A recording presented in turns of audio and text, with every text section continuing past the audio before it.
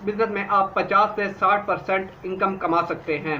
जो आप इन्वेस्ट करेंगे जितनी भी रकम, उसका 50 से 60% आप महीने का कमा सकते हैं। जी आज मैं बात करने लगा हूँ आप लोगों के साथ गेस्ट हाउस बिजनेस की। हमारे मुल्क में वक्तन फवक्तन ये बिजनेस काफ़ी तरक्की पा रहा है और बरसों से ये बिजनेस चलता आ रहा है। इस बिजनेस में अब कुछ ना कुछ मजीद तब्दीलियां आ गई हैं। मुकम्मल तफसील के साथ आप लोगों के साथ शेयर करने लगा हूँ। देखनी होगी आपको मेरी वीडियो एंड तक, ताकि आपको मुकम्मल बात नशीन हो सके। तो चलता हूँ आज की वीडियो की तरफ। जी आज मैं बात करने लगा हूँ आप लोगों के साथ गेस्ट हाउस बिजनेस की। गेस्ट हाउस बिजनेस के लिए सबसे पहले आपको जो चीज़ ज़रूरत पड़ सकती है वो एक बिल्डिंग की ज़रूरत है। बिल्डिंग अगर आपकी अपनी है तो बहुत ही बेहतरीन है। अगर आपने रेंट पे हासिल करनी है तो आपकी इनकम में जो आपके प्रॉफिट होगा उसमें थोड़ी सी कमी आ जाएगी, जो किराए की सूरत में कट जाएगी बिल्डिंग के।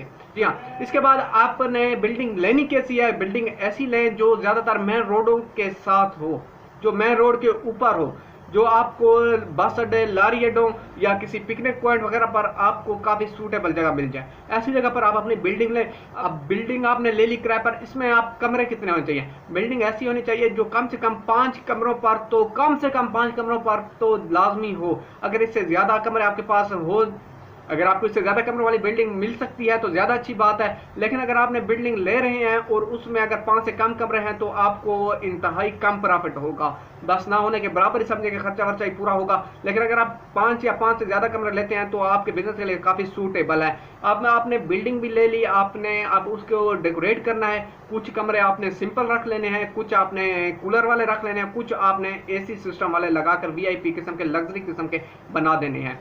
अब आपने कमरे आपने डेकोरेट करने हैं, उसमें सिंगल बेड आप रख सकते हैं, डबल बेड रख सकते हैं, आप उसमें वाईफाई का सिस्टम रख सकते हैं, आप लॉन्ड्री का सिस्टम रख सकते हैं, आप उन लोगों के लिए खाना अरेंज कर सकते हैं, मुकम्मल फैसिलिटीज उनको दे सकते हैं। और हर किस्म के पैकेज आपने अपने पास रखते हैं। अगर कोई सिंगल बेड ले रहा है तो उसका पैकेज कितना है, डबल बेड का कितना है। और कमरे में ज़्यादा से ज़्यादा आप 3 बंदे दाखिल कर दीजिए कि इससे ज़्यादा आप पाबंदी लगा दें कि हमारे जो गेस्ट हाउस है इसमें एक कमरे में 3 से ज़्यादा बंदे नहीं रह सकते, तो आपको दूसरा कमरा किराए पर लेना होगा। इस तरह आप अपने कुछ रूल्स बनाइए, उन रूल्स को फॉलो कीजिए और अपना एक अच्छी खासी कमाई कीजिए। लोग आपसे कमरा किराए पर लेंगे, सबसे पहले आपने उनके आईडी कार्ड की कापी लाजमी लेनी है ताकि आपके पास गवाही मौजूद हो कि वो कौन लोग हैं और कहाँ से आए हैं। इसके बाद आपने उनको कमरा किराए पर दे देना है। ये उन पर डिपेंड करता है कि वो कौन सा बेड अपने कौन से वो बेड वाला कमरा लेते हैं, क्या वो एयर कंडीशन कमरा लेते हैं, क्या वो सिंपल कूलर वाला कमरा लेते हैं या सिर्फ पंखे वाला कमरा लेते हैं। इसके बाद अगर उनको फैसिलिटी चाहिए होगी लॉन्ड्री की, उनको खाने पीने की, तो उनको वो भी बताइएगा कि वो भी हम आपको दे सकते हैं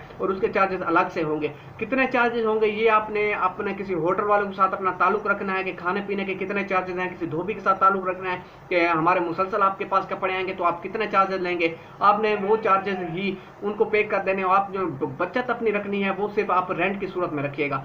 अगर आप खाने पीने में भी अलग अपनी बचत रखना शुरू हो जाए, लग्जरी और धोबी लॉन्ड्री वगैरह के जो कपड़े होंगे और लॉन्ड्री वगैरह के सिस्टम में भी अगर आप अपनी बचत रखना शुरू हो जाते हैं तो फिर तो कमरों के रेंट पे चलने के बहुत कम असरात होते हैं। क्योंकि जो एक शख्स एक दफ़ा आ जाता है, अगर आप उसको ज़्यादा ओवर चार्जेस बिल करेंगे तो उसके बाद नेक्स्ट टाइम पे वो कोशिश करेगा वो आपके होटल में ना आके ठहरे। अगर आप उसको फैसिलिटी अच्छी से अच्छी दे रहे हैं तो हर शख्स की ख्वाहिश यही होती है दूसरी दफ़ा भी उसी बिल्डिंग में जाके ठहरें। तो इस बिजनेस में कोई ज़्यादा समझने वाली बात नहीं है, जो मैंने सिंपल आपको बता दिया। नंबर 1, बिल्डिंग अच्छी होनी चाहिए, बिल्डिंग में कमरे ज़्यादा होने चाहिए। इसके बाद जो कमरे होंगे आपने मुख्तलिफ कैटेगरी में इसको तकसीम कर देना है कि किस तरह लग्जरी कमरे होते हैं या सिंपल कूलर वाले या आप बिल्कुल सिंपल कमरे, और इसमें बेडों की तरतीब आपने तकसीम कर देनी है। इसके बाद अगर आप उनको खाना पीना फैसिलिटी दे सकते हैं आप वो दे दें। आप इंटरनेट की सहूलत दे सकते हैं उनको। अगर आप ज़्यादा से ज़्यादा करना चाहते हैं तो उनको अखबार भी आप पेश कर सकते हैं। अब इसमें आपका मजीद खर्चा कितना आ जाएगा, तो अब इस सारे आपके बिजनेस में इन्वेस्टमेंट कितनी आपको जरूरत होगी। जो आप बिल्डिंग लेंगे उसके अलग होंगे। इसके बाद आपको मुलाजमों की जरूरत पड़ेगी। मुलाजिम आप अपने कमरों के हिसाब से रखिएगा।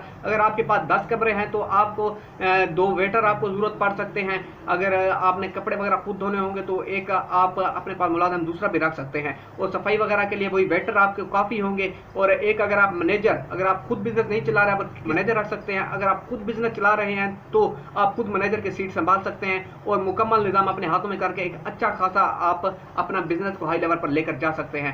और इसके बाद अगर आपका एक गेस्ट हाउस अच्छा चल जाता है तो आप इसकी मजीद ब्रांच अपनी शहर में खोल सकते हैं। और जितना ज़्यादा आप इस बिजनेस को वसी कर सकते हैं, इसमें वसी होने के चांसेस है। मुख्तलिफ शहरों में आप अपनी ब्रांचेस खोल सकते हैं। लेकिन इसके लिए जो जगह की मैंने बात की, जो लोकेशन की बात की, वो ऐसी जगह होनी चाहिए जो मेन रोड को टच करती है और लारी अड्डों, हवाई अड्डों को या पिकनिक पॉइंट वगैरह होते हैं वहां को लाजमी टच करनी चाहिए। ये तो था आज का मुख्तसर बिजनेस आइडिया, यकीनन आपको पसंद आया होगा। रखिएगा दुआ में याद, मिलते हैं एक नई वीडियो के साथ। अस्सलाम वालेकुम।